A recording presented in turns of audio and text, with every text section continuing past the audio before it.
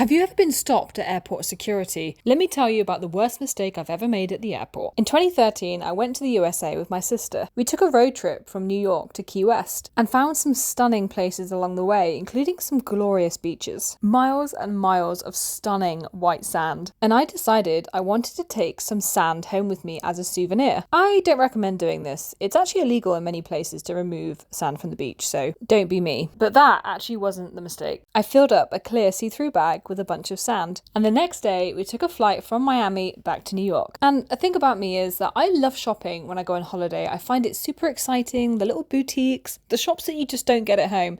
So my bag was full. I had no space for this sand. So with a quivering bottom lip, I asked my sister, could you put this in your bag? There's no space in mine. And she said, yeah, sure. When we got to the airport, the queues through security were huge. And to make the long wait a little bit more interesting, we decided to race each other by joining different queues. We ended up at totally other sides of security. I kept looking over to see if she was beating me and saw that she'd been pulled aside. Airport security asked her, did you pack this bag yourself? She said yes, before they pulled out this massive bag of white powder. And she was forced to say, oh, actually, that one isn't mine. Someone asked me to put that in my bag for them. And I could see this entire exchange happening from across the building, and I was dying inside because I could see exactly what they thought. The security guard paused, I saw him take a big sigh, and then he pinged on a disposable glove to open the bag. They tested it and found out that it was just sand. It was totally innocent, but I can imagine what they thought as two people arrived at security together, split up, and kept on trying to see if the other person had gone through security,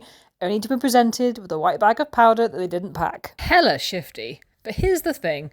Everybody makes mistakes. It's normal. And that's why I brought you this series to help you get into DIY so you know when you try it and it doesn't go right, it's okay. Follow for more mistakes.